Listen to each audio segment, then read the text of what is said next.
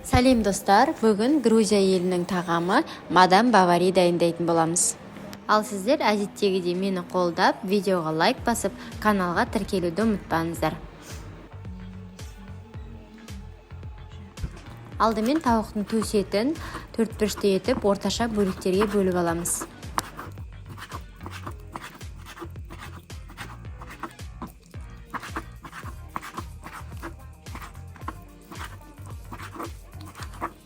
Саңырауқұлақтарды жуып, кептіріп, ұзынша етіп кесеміз.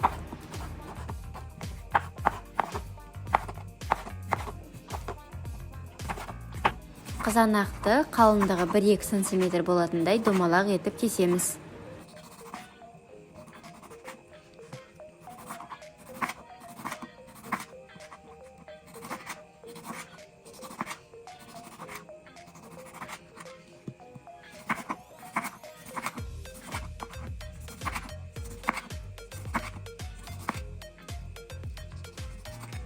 Пиязды жартылай домалақтаймыз.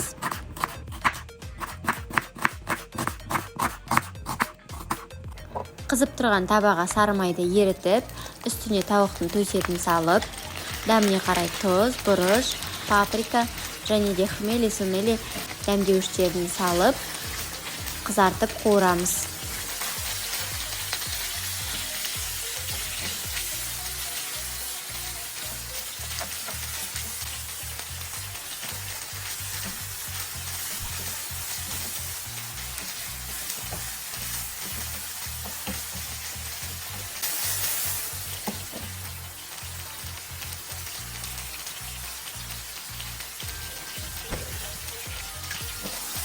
Дайын болған тауық етін басқа ыдысқа салып, сол майдың үстіне тағы да 20 грамм сары май қосып, пияз және де сарымсақты қызартып қуырып аламыз.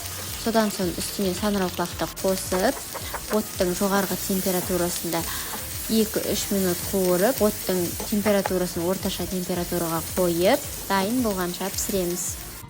Енді тағамды жинауға кірісеміз. Алдымен етті саламыз, содан соң қуырылған саңырауқұлақты толықтай жайып шығамыз.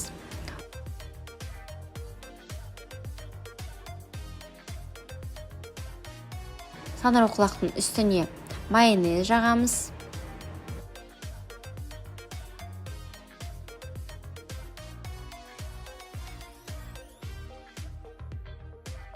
Оның үстіне қызанақтарымызды қойып шығамыз. Қызанақтың үстінен қаймағымызды жағып шығамыз.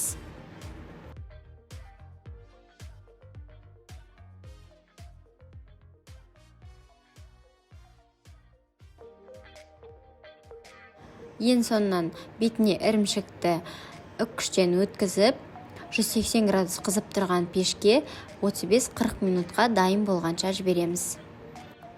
Мен пармезан және қаймақты ірімшікті пайдаландым. Сіздер кез келген түрін алсаңыз болады. Осымен Грузия елінің тағамы дайын.